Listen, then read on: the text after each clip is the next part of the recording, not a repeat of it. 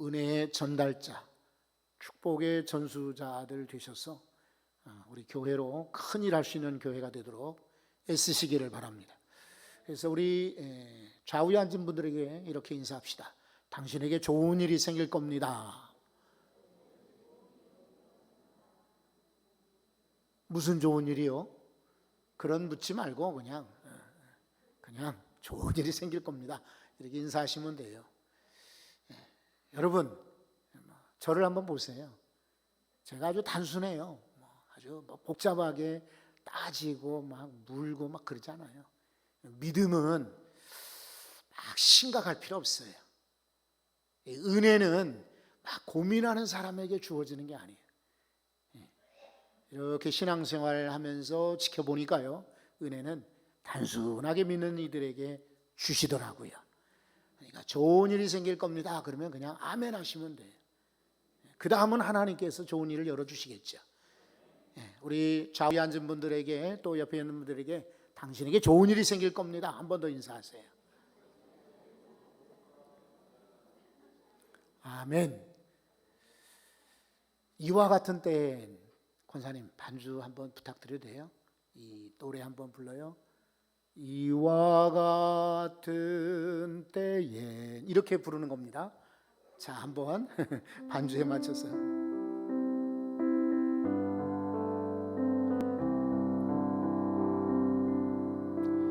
이와 같은 때엔 난 노래하네, 난 노래하네, 사랑을 노래하네 주님께.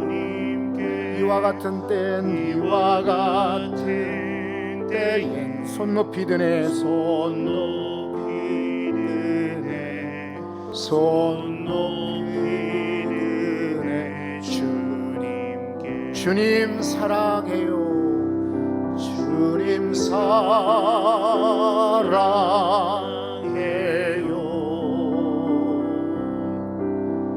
사랑해요.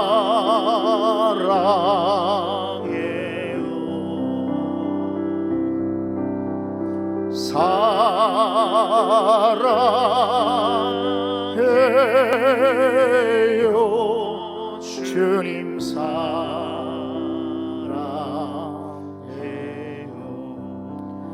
주님 사랑합니다.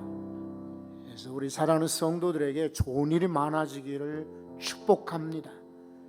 그래서 노래합니다. 손들고 찬양합니다. 그리고 이 시간에 주님 더욱 사랑합니다. 주께서 은혜로 받으시고 부족한 저희들의 입술의 찬양과 함께 하시기를 소망합니다. 주일원금 드리고 감사헌금 드리고 11조를 드리는 사랑하는 성도들이 있습니다. 주께서 기억하시고 예물 위에, 그리고 오후 시간에도 온라인으로 예물을 드리는 사랑하는 성도들의 손길마다, 마음들마다, 헌신마다 하나님 기뻐받아 주옵소서. 오늘도 말씀 나눌 때에 우리의 손이 축복하는 손이 되기를 원합니다. 예수 그리스도 이름으로 감사하며 축복하며 기도드리옵나이다. 아멘.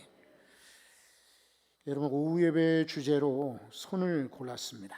손은 매우 중요하죠.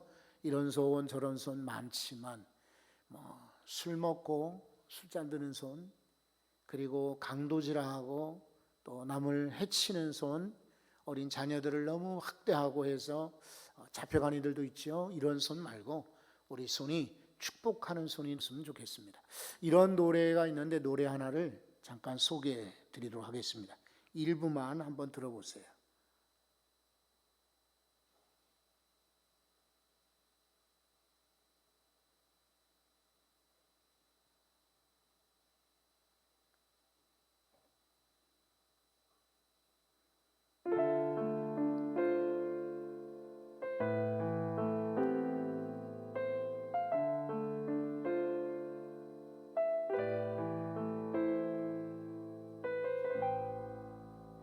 난 지금 당신 손이 필요해요. 떨리는 내 맘 잡아줄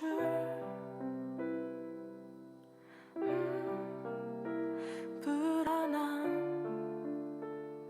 내 맘 잡아줄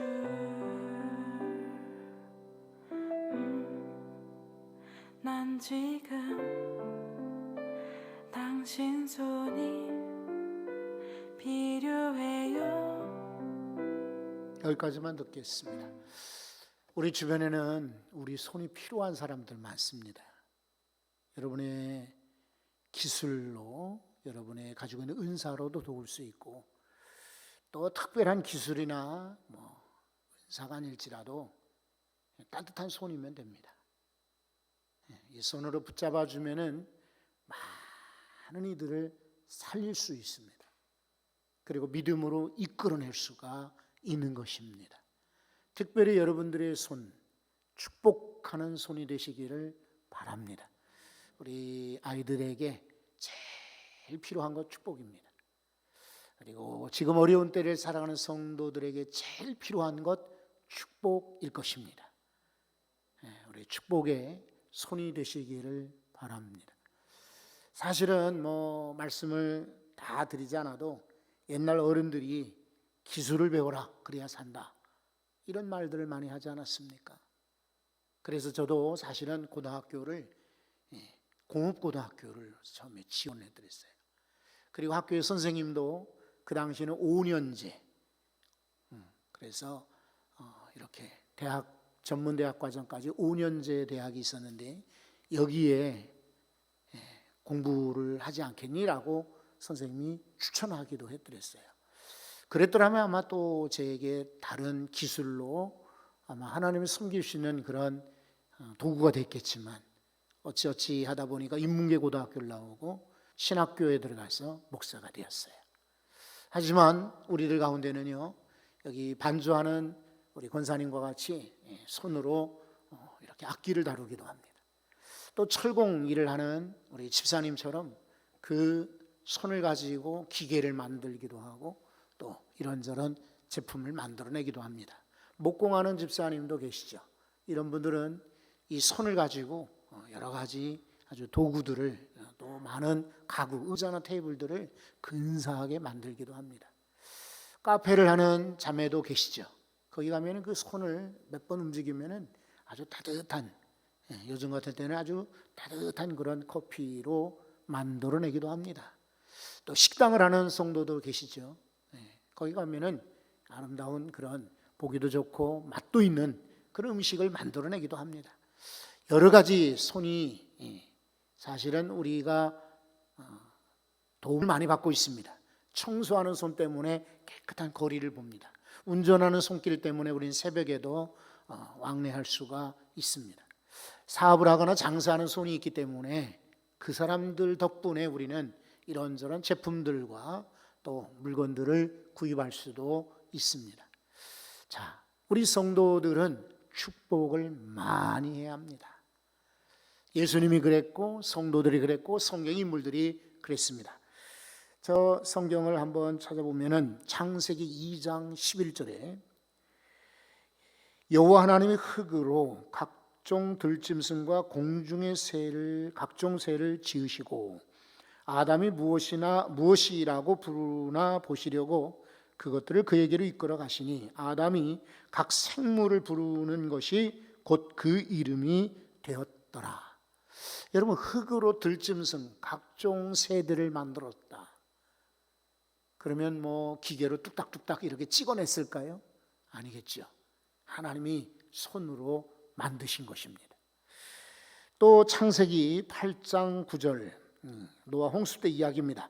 온 지면에 물이 있으므로 비둘기가 발붙일 곳을 찾지 못하고 방주로 돌아와 그에게로 오는지라. 그 다음 구절 읽어보세요.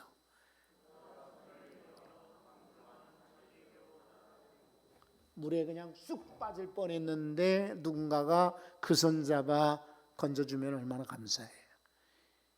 돌아오는 새를 향하여 손을 내밀었다. 이렇게 말씀하고 있습니다. 마가복음입니다. 3장 3절 예수께서 뭐라고 하시죠?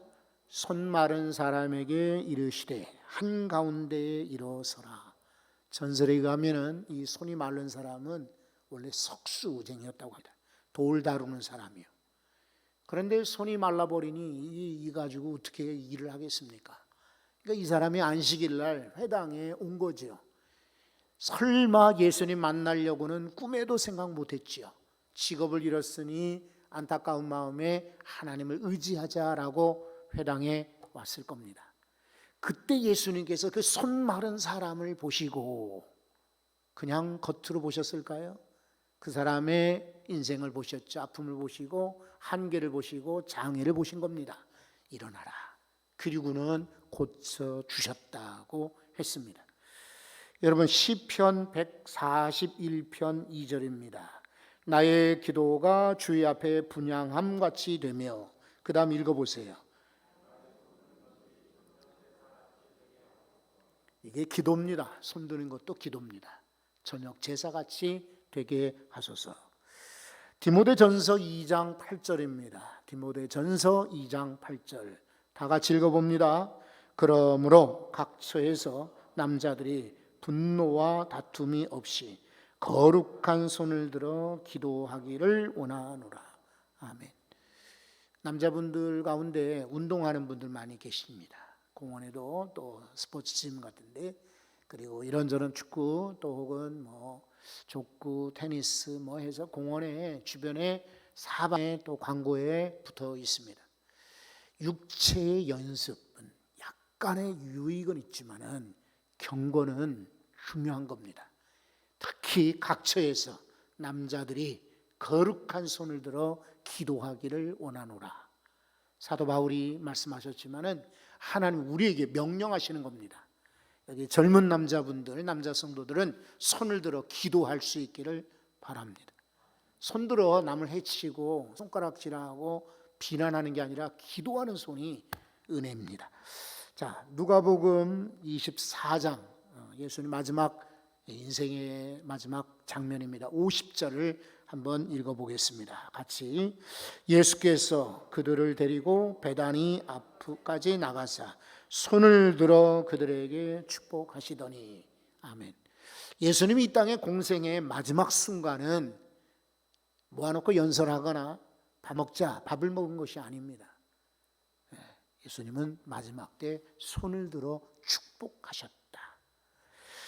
그리고 사도행전 12장 1절을 보면 안타까운 사건이 소개되어 있습니다. 이 구절을 한번 제가 읽어드리겠습니다.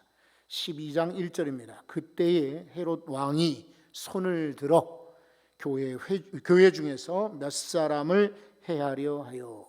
여기서 손 드는 것은 축복의 손이 아닙니다. 이것은 핍박의 손이고 압제의 손이고 죽이려는 손입니다. 그래서 야고보 사도를 잡아다가 죽였지요. 손이 무서운 군주의 손이 되었습니다. 한 가지 더 봅니다. 민수기 20장 11절에 모세가 그의 손을 들어 그의 지팡이로 반석을 2번 치니 물이 많이 솟아나오므로 회중과 그들의 짐승이 마시니라. 아멘. 박진혁 전사님께서 2부 예배 때 이제 이 설교하셨는데, 출애굽기 17장에도 지팡이를 가지고 물을 낸 일이 있는데 이때는 치라 그랬어요. 그러니까 친 거예요. 근데 여기 민수기서 20장에서는 이거는 치라고 하진 않았어요. 그냥 명하라고만 했거든요. 근데 이번에는 이 모세가 흥분한 거예요. 막 화가 난 겁니다. 저 백성들 봐라. 그렇게 기적을 보고도 또 물이 없다고 난리구나. 이러니까 자기 성질에 못 이겨서 이번에는 자기가 반석을 2번이나 친 거예요. 이 사건 때문에 순종하지 않으므로 모세는 가나안 땅에 들어가지 못했어요.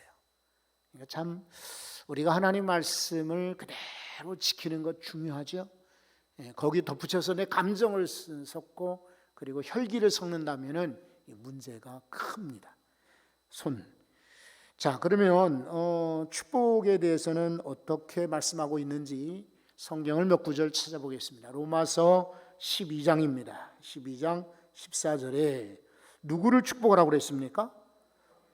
너희를 박해하는 자를 축복하라라고 하십니다. 창세기 47장 10절을 보십시오. 누가 누구에게 축복합니까? 야곱이 바로에게 축복합니다. 바로는 이집트에 우리가 늘 지금 주일마다 말씀을 듣는 것처럼 군주였습니다. 그리고 여기 온 야곱은 이제 저 피난 온 아들 때문에 이민 온 이민자였습니다. 이 사람 과거에는 부자였을지 모르지만 지금 아주 초라하게 늙은 늙은이였습니다. 그럼에도 불구하고 저는 상상합니다. 바로는 아주 큰 궁전에 아주 으리으리한 그런 의자에 앉아 있는데 만나러 왔던 그 요셉 총리의 아버지라고 해서 만났겠지요. 왔는데 이 야곱이 거꾸로 바로를 향하여 축복했다. 이게 축복입니다. 나보다 나이가 많거나 힘이 있거나 권세가 있거나 막 이렇다고 해서 주저주저 하는 것이 아니라 나이가 어릴지라도 또 신분이 낮을지라도 또 그가 나보다 권세가 있을지라도 손을 들어 축복하는 것, 이게 축복입니다. 또 마가복음 10장 16절을 보십시오. 마가복음 10장 16절에 자, 누가 누구를 안고 안수하시고 축복하셨을까요? 예수님이 찾아온 아이들, 제자들은 물리치려고 했습니다. 그러나 예수님은 얘네들을 내게로 오는 걸 금하지 말라. 그리고는 안아주고 안수하고 축복하였다라고 말하고 있습니다. 여러분, 우리 오전에도 예배를 마치고 성도들께서 우리 아들입니다, 우리 아이예요, 목사님 축복을 해주세요 라고 데리고 왔어요. 목사에게는요 100만 원, 200만 원 이렇게 선물 주는 것보다 그게 더 반갑고 감사한 거예요. 그리고 사랑하는 성도 여러분, 여러분의 자녀들을 교회로 데리고 나오세요. 그리고 목사에게 소개시키세요. 그리고 기도해 달라고 하십시오. 이렇게 해서 축복받고 자라는 아이들이 틀림없이 잘 되고 잘 될 줄로 믿습니다. 그러는 거예요.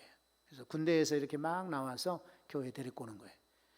애들이 사회에 나가서 취업을 했거나 그러면 데리고 오는 거예요. 또 장가 가거나 이렇게 결혼할 때쯤 데리고 오는 거예요. 와서는 축복하도록 그렇게 하는 거예요. 자, 잠언서 말씀을 한번 보겠습니다. 잠언 11장 11절입니다. 여러분이 한번 읽어보십시오. 성읍은 정직한 자의 축복으로 인하여 진흥하고 악한 자의 입으로 말미암아 무너지느니라. 아멘.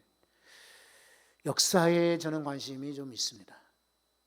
그래서 텔레비전 프로를 보거나 책을 볼지라도 일부러 설교 준비나 가르치기 위해서 보는 책 말고 그냥 쉬는 시간에 보는 책이나 텔레비전 프로그램 가운데는 역사를 많이 봅니다. 역사 기록을 보고 역사 책을 봅니다.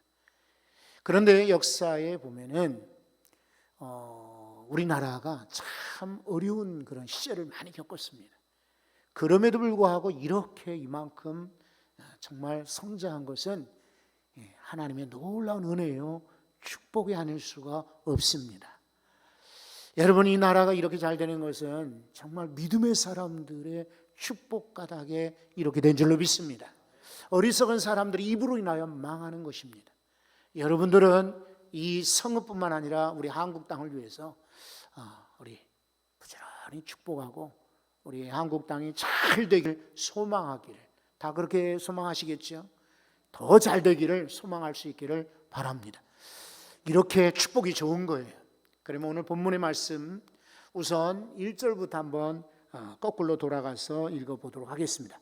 1절을 한번 보십시오. 48장 1절입니다. 같이 읽습니다.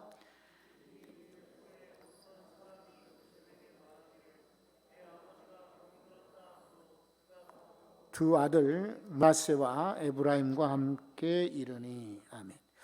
자, 애굽의 총리가 되었으니 얼마나 바쁠까요? 그리고 할 일이 많죠. 그리고 매일같이 왕 앞에 나서야 되기 때문에 왕에게 대답할 말도 많고, 애굽은 아주 큰 나라였기 때문에 총리가 할 업무가 많았습니다. 그런데 몇몇 사람들이 와서 이렇게 보고하기를 당신 아버지가 병들었어요 라고 합니다. 그러니까 아무리 바빠도 총리이지만 요셉은 두 아들들 데리고 병든 아버지를 찾아갔다, 이 말입니다. 성도들은 마땅히 부모가 병들었을 때 만나셔야 하고, 그리고 위하여 기도하셔야 됩니다. 우리가 아무리 역할이 크고 아무리 바쁘고 아무리 힘든 일이 있어도 부모를 돌보지 않는 자, 불신자보다 나쁜 사람들입니다. 그래서 부모를 돌보는 그런 요셉의 선한 마음을 보여주고 있습니다. 자, 2절을 한번 보십시오. 또 2절도 한번 같이 읽어볼까요? 어떤 사람이 야곱에게 말하되 내 아들 요셉이 내게 왔다 하며 이스라엘이 힘을 내어 침상에 앉아. 아멘.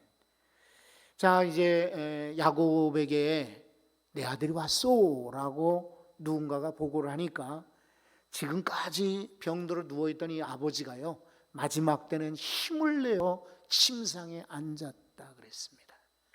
누워있는 모습이 아니라 앉아서 마지막에 이 자녀들, 후손들을 축복하고자 하는 아버지의 선한 마음입니다. 사랑하는 성도 여러분, 우리는 세월이 아주 빨리 지나가는 것을 아마 여러분 느끼게 될 겁니다. 20대 때는요, 세월이 천천히 가는 거예요. 물 흐르는 것처럼 천천히. 30대 때도 왜 이렇게 안 가나?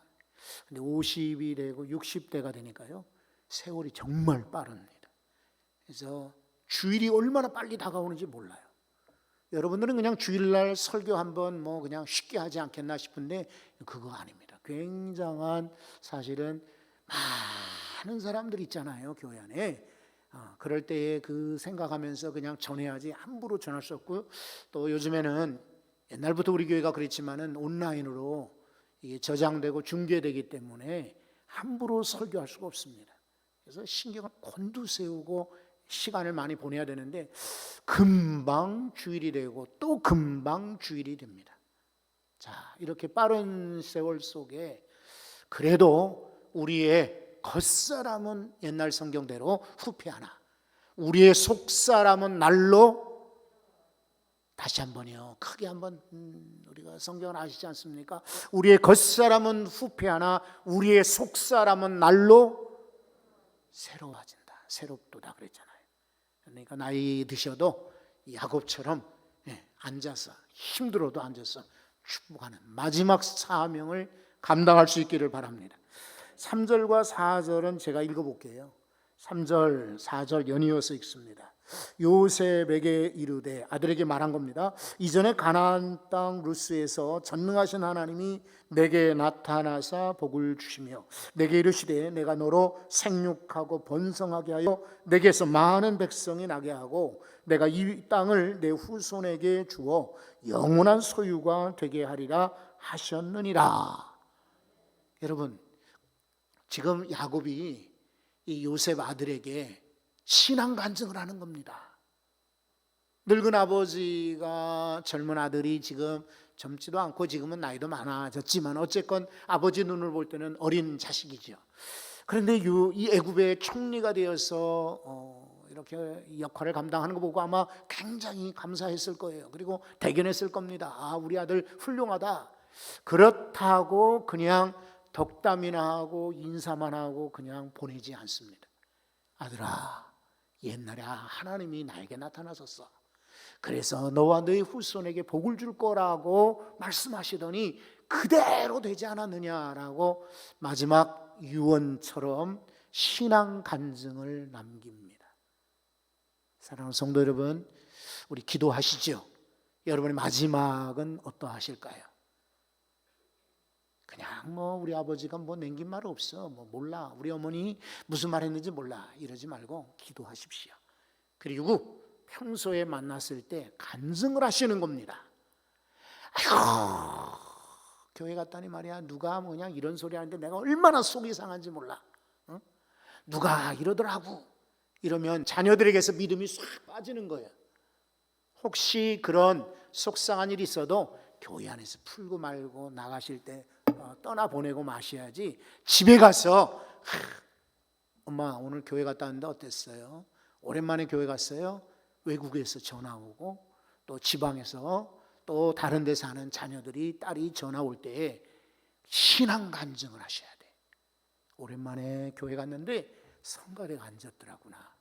야, 눈물 나도록 참 감격스러웠어. 오늘 목사님이 이렇게 필살기 설교하셨는데 진짜 우리가 살아가면서 이런 기술이 하나쯤은 있어야겠는데 세상 기술보다 하나님이 함께 하신다. 내게 주신 동력자가 있다. 그리고 지팡이 있다. 이 말씀하셨거든. 그러니 너무 좋다. 여러분 신앙 간증들을 많이 하실 수 있기를 바랍니다. 실제로 어떤 아드님이 저한테 문자 왔어요. 목사님 우리 집에 방문해 주시고 목사님께서 말씀해 주셔가지고 우리 어머니가 그 말씀하세요. 그래. 여러분들도 신앙 간증을 가족들에게 자꾸만 하셔야 돼. 내가 기도했더니 이런 게 생겼구나. 이번엔 나 감사할 일이 이런 게 많아.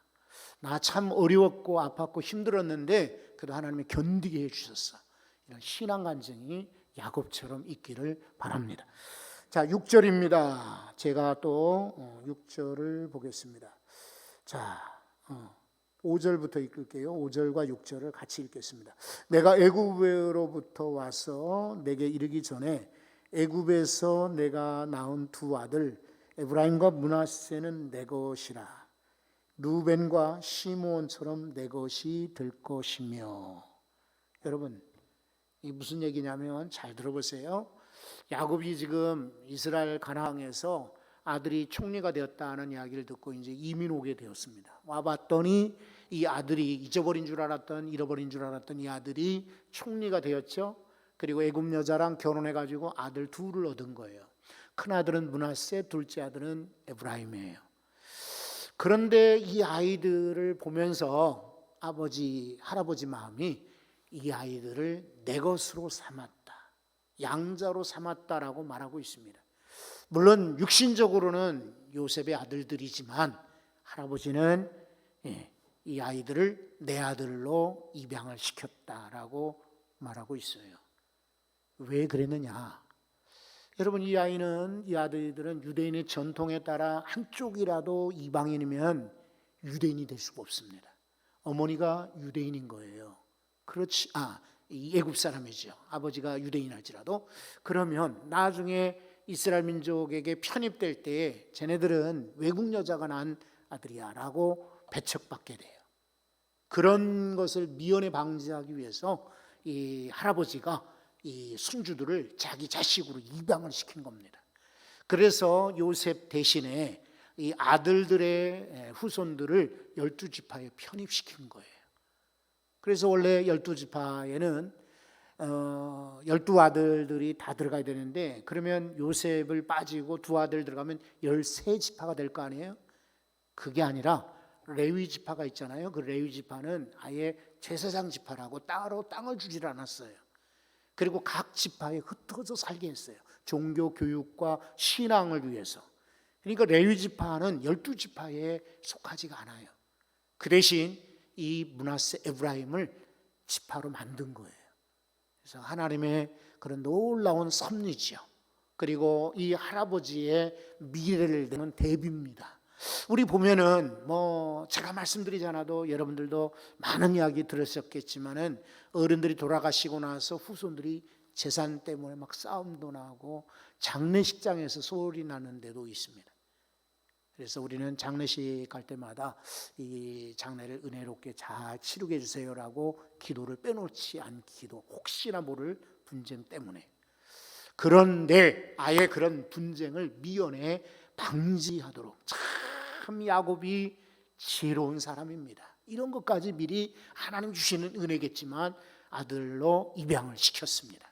그래서 너희 아들들이지만은 내 아들들이다라고 말씀을 이렇게 전한 것입니다. 자, 그런데 이제 9절을 한번 보십시오. 48장 9절입니다. 9절은 한번 다 같이 고백하면서 읽어봅니다.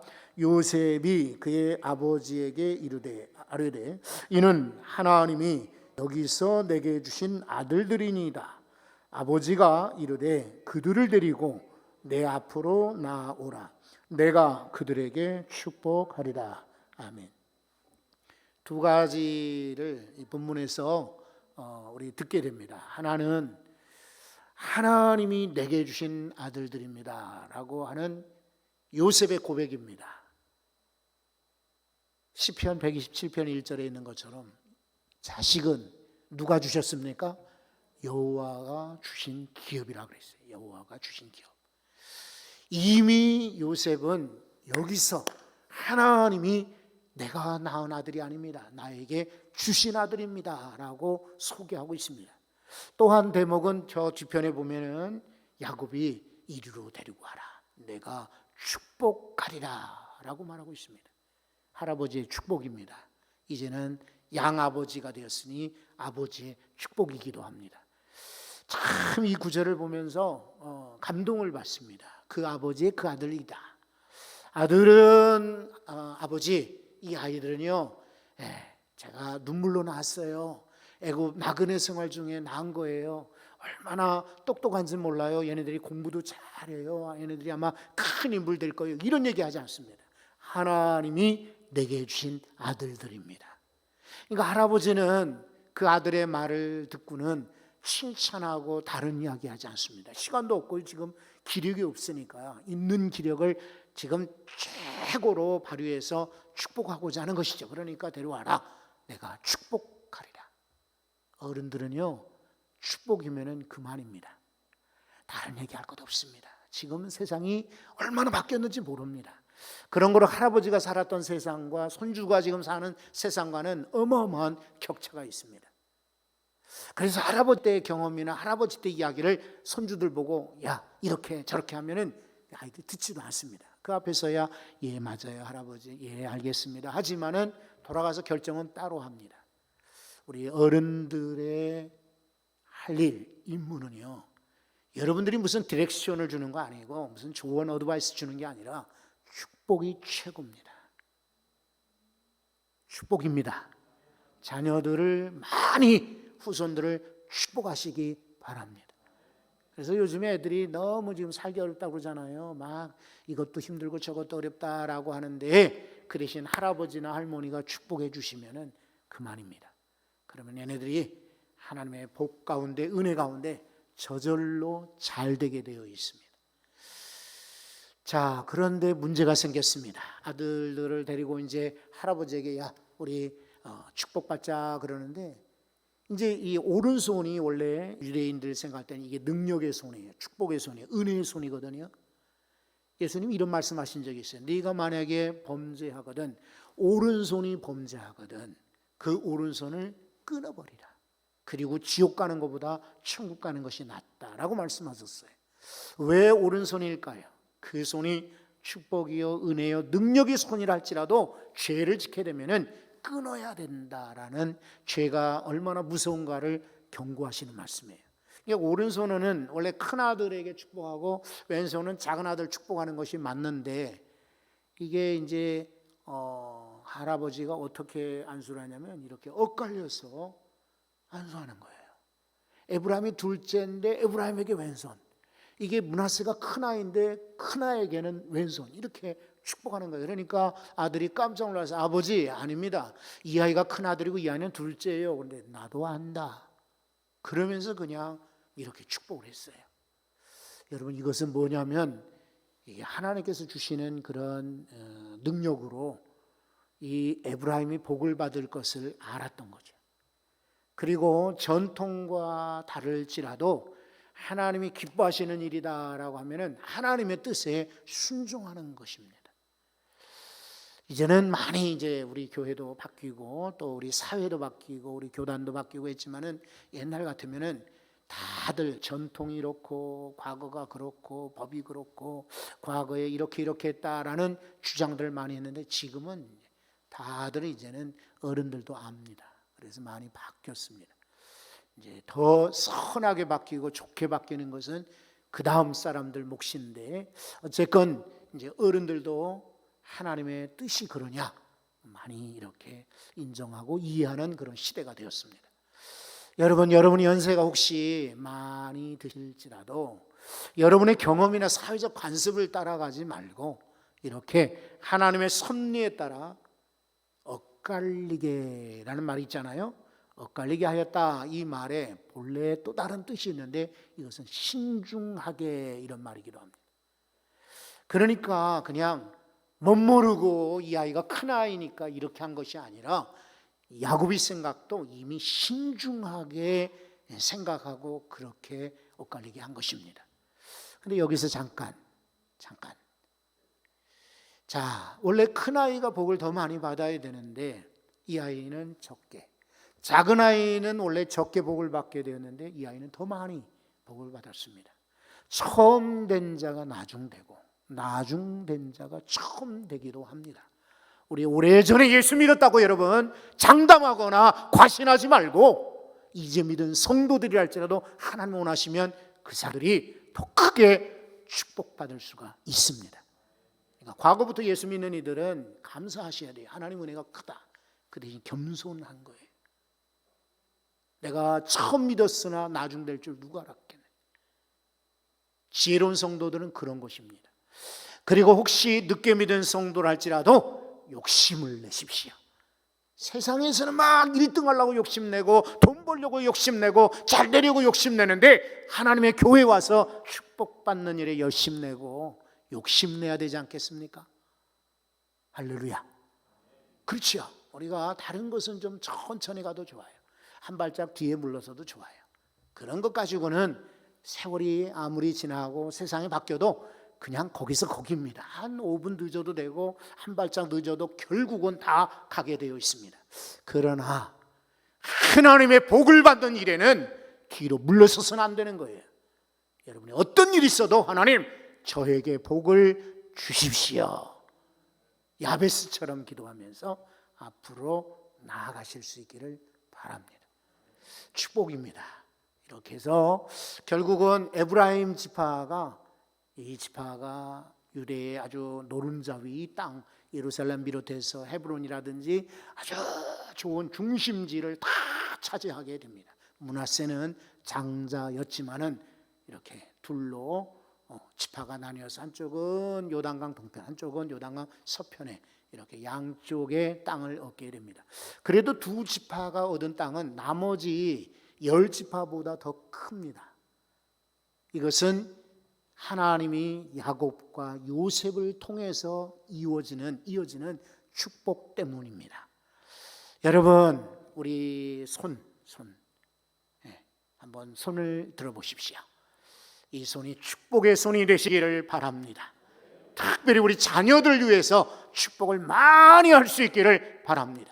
그래서 우리 한번 통성으로 기도하는데 우리 자녀들, 후손들, 그리고 젊은이들 위해서 이 손으로 축복하십시오. 하나님, 이 손으로 기도하는 우리 자녀들이 잘 되기를 소망합니다 라고 다 같이 통성으로 기도합니다. 거룩하신 아버지, 은혜 감사합니다. 하나님이 기억하심으로 여기까지 불러주셨습니다. 하나님 함께 해주시